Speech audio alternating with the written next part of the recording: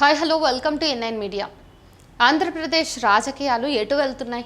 రాష్ట్ర భవిష్యత్తుకు సంబంధించిన అంశంలోనూ పార్టీలకు పట్టింపులు కూటంలే గుర్తొస్తున్నాయా? పార్టీలకు ప్రజల భవిష్యత్తు కంటే వ్యక్తిగత ప్రయోజనాలే ముఖ్యమా? చెన్నైలో డీఎంకే ఆధ్వర్యంలో డీలిమిటేషన్పై జరిగిన అఖిలపక్ష సమావేశానికి వైసీపీ హాజరు కాకపోవడంతో ఇన్ని ప్రశ్నలు తలెత్తుతున్నాయి. వైసీపీ ప్రస్తుతం ఏ కూటమిలోనూ లేదు. ఎక్కడికి వెళ్లాలన్నా ఎవరిని కలవాలన్నా పార్టీ అధినేత జగన్ నిర్ణయమే సుప్రీం. అలాంటిది దక్షిణాది రాష్ట్రాలకు తీవ్ర అన్యాయం జరగబోతోంది. కలిసి రాజకీయాలకు అతీతంగా అందరం కేంద్రంపై పోరాటం చేద్దామంటూ డీఎంకే పిలుపునిచ్చింది. ఆ పార్టీ అధినేత ముఖ్యమంత్రి స్టాలిన్ అడుగు ముందుకు వేసి దక్షిణాది పార్టీల ప్రతినిధులను కాంగ్రెస్తో సహా అందరికీ ఆహ్వానాలు పంపి అఖిలపక్ష సమావేశాన్ని నిర్వహించారు. అలాంటి సమావేశానికి వెళ్లే అవకాశాన్ని వదులుకున్న జగన్ ఆ విషయంలో తమ వైఖరి ఇదేనంటూ ప్రధాని మోడీకి ప్రత్యేకంగా లేఖ రాశారు.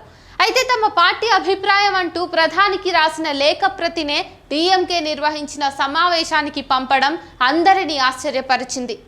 జగన్ ఎప్పుడు ఏం చేసినా ప్రత్యేకంగా చేస్తారు. తన రూటే సెపరేట్ అనిపించుకుంటారు. ఇక్కడ కూడా అదే జరిగింది. అసెంబ్లీకి పోకుండా అదే సమయంలో ప్రెస్ మీట్ పెట్టి ప్రజా సమస్యలను సభలో కాకుండా మీడియాకు వెల్లడించడము ఆయనకి చెల్లింది. అసెంబ్లీ వేదిక వేరు, వ్యక్తిగత మీడియా సమావేశం వేరనే సంగతిని జగన్ గుర్తించడం లేదు. ఇప్పుడు జగన్ అదే చేశారు. అంది వచ్చిన అవకాశాన్ని వినియోగించుకుని అందరితో పాటు అఖిల పక్షంలో అభిప్రాయం చెప్పకుండా ప్రధాని మోదీకి వ్యక్తిగతంగా లేఖ రాసి మరోమారు విమర్శల పాలయ్యారు. సమావేశానికి తాము దూరం అన్నట్టు ఊరుకున్నారా? ఆ విషయం తనకు పట్టనట్టు వదిలేశారా అంటే అది కాదు. దక్షిణాదికి తీవ్ర అన్యాయం జరుగుతోందని, డీలిమిటేషన్ ఇప్పుడు మంచిది కాదని తన అభిప్రాయాన్ని తెలియజేసి కుండబద్దలు కొట్టారు. డీలిమిటేషన్ మీద తన పార్టీ వైఖరిని జగన్ తేల్చి చెప్పారు. అదే లేఖ రూపంలో రాసి ప్రధాని మోడీకి పంపించారు. డీలిమిటేషన్ వల్ల దక్షిణాది రాష్ట్రాలకు ఇబ్బందులు వస్తాయని చెప్పారు. ఎంపీ సీట్లు పెద్ద ఎత్తున తగ్గుతాయని ఆందోళన వ్యక్తం చేశారు. డీలిమిటేషన్ వల్ల లోక్సభ సీట్లు తగ్గితే రాష్ట్రానికి రావలసిన నిధులు కూడా కేంద్రం నుంచి రావని అభిప్రాయాన్ని వ్యక్తం చేశారు. దక్షిణాది రాష్ట్రాలలో జనాభా గణనీయంగా తగ్గిందని, జనాభా నియంత్రణ కోసం కేంద్రం ఇచ్చిన పిలుపుని పాటించినందువల్ల ఈ రకమైన పరిస్థితి వచ్చిందని పేర్కొంటూ మంచికి పోతే చెడు జరగటం ఏంటని ప్రశ్నించారు. వచ్చే ఏడాది 2026లో జరగబోయే డీలిమిటేషన్ ప్రక్రియలో ఆయా రాష్ట్రాల సీట్ల విషయంలో అన్యాయం జరగకుండా చూడాలి. ప్రస్తుతం ఉన్న జనాభా లెక్కల ప్రకారం డీలిమిటేషన్ చేస్తే దక్షిణాది రాష్ట్రాల భాగస్వామ్యం ఖచ్చితంగా తగ్గుతుంది. అందుకే జనాభా లెక్కల ప్రకారం ఈ డీలిమిటేషన్ లేకుండా చూడండి అని జగన్ లేఖలో కోరారు. ఇంకా కేంద్రం తీసుకునే విధాన నిర్ణయాలలో రాష్ట్రాలకు సమాన భాగస్వామ్యం కల్పించాలి. లోక్సభ, రాజ్యసభలో ఏ రాష్ట్రానికి ప్రాతినిధ్యం తగ్గకుండా రాబోయే నియోజకవర్గాల పునర్విభజన కసరత్తు నిర్వహించాలని కోరుకుంటున్నాను అంటూ లేఖలో ప్రస్తావించారు. 1971-2011 నాటి జనాభా లెక్కల వివరాలను ఇందులో పొందుపరిచారు.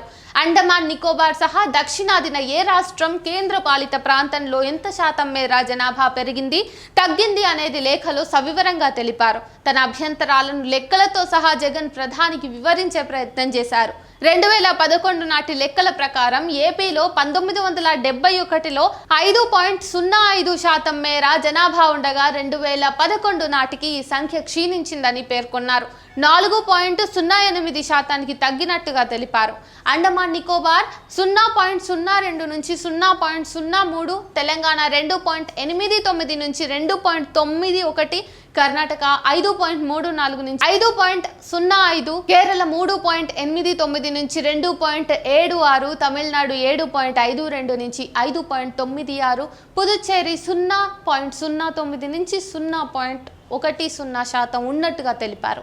అంటే ఉత్తరాది రాష్ట్రాలతో పోలిస్తే దక్షిణాదిలో జనాభా భారీగా తగ్గింది. కేంద్రం ఇచ్చిన పిలుపు మేరకు దేశాభివృద్ధిని కాంక్షించి దక్షిణాది రాష్ట్రాలు జనాభా నియంత్రణకు పెద్దపీట వేస్తే అదే ఇప్పుడు మెడ మీద కత్తి కాకూడదని లేఖలో స్పష్టం చేశారు.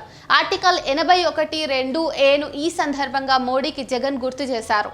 అధిక జనాభా ఉన్న రాష్ట్రాలకు సమానంగా చిన్న రాష్ట్రాలకు కూడా పార్లమెంట్లో సమాన ప్రాతినిధ్యాన్ని కల్పించాల్సి ఉంటుందని ఈ ఆర్టికల్ వివరిస్తుంది.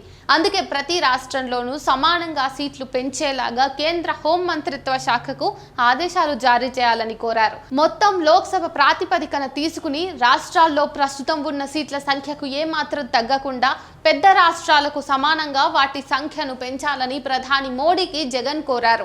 ఈ విషయంలో జోక్యం చేసుకుంటారని ఆశిస్తున్నట్లు లేఖలో పేర్కొన్నారు.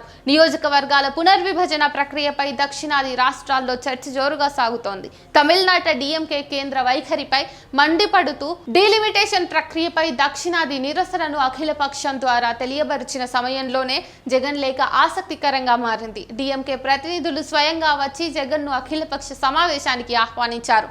ఏపీలో తెలుగుదేశం పార్టీకి ఆహ్వానం లేకున్నా జనసేనకు కూడా పిలుపు వచ్చింది. ఎన్డీఏ కూటమిలో ప్రభుత్వంలో భాగస్వామిగా ఉన్నారు కాబట్టి తెలుగుదేశం, జనసేన పార్టీలు డిఎంకే నిర్వహించిన అఖిలపక్ష సమావేశానికి దూరంగా ఉన్నారంటే అందరూ సమర్థిస్తారు. మరి ఎన్డీఏలోనూ మరే ఇతర కూటమిలోనూ లేని జగన్ అఖిలపక్షం సమావేశానికి ఎందుకు పోలేదు అనేదే ఇప్పుడు ప్రశ్న. ఆ సమావేశానికి హాజరై ప్రధాని మోడీ దృష్టిలో శత్రువు కాకూడదన్నదే వైసీపీ, అదే జగన్ ఆలోచనగా కనిపిస్తోంది. కేసుల భయమా ఇందుకు కారణమేమో అనే వాదన కూడా వినిపిస్తూ ఉంది. ఏది ఏమైనా మంచి అవకాశాన్ని జగన్ చేతులారా వదులుకున్నట్టే అందరూ భావిస్తున్నారు. తెలంగాణలో ఉప్పు నిప్పుగా ఉండే కాంగ్రెస్, బీఆర్ఎస్ పార్టీలు అఖిల పక్షానికి హాజరై సీఎం రేవంత్ రెడ్డి, కేటీఆర్ ఒకే వేదికను పంచుకున్నారు. అటు పంజాబ్ సీఎంతో పాటు అకాలీదళ్ ప్రతినిధులు అఖిలపక్షం భేటీకి హాజరై తమ వైఖరిని వ్యక్తం చేశారు. కేంద్రం ఇచ్చిన జనాభా నియంత్రణ పిలుపుతో గత 15 ఏళ్లలో దక్షిణ రాష్ట్రాల్లో జనాభా బాగా తగ్గింది. ఈ దశలో జనాభా ఆధారంగా డీలిమిటేషన్ ప్రక్రియ చేపడితే దక్షిణాది రాష్ట్రాల్లో నియోజకవర్గాలు తగ్గుతాయనే చర్చ నడుస్తోంది. దక్షిణాన సీట్ల తగ్గింపు పార్టీల పరంగానే కాదు, దక్షిణాది ప్రాతినిధ్యం పైన తీవ్ర ప్రభావం చూపుతుంది. అలాంటి ముఖ్యమైన విషయంలో జగన్ మిగిలిన పార్టీలతో కలిసి ముందుకు సాగకపోవటం తగుదునమ్మా అంటూ ప్రధానికి లేఖ రాయడంతో వైసీపీ పార్టీ విమర్శల పాలవుతోంది.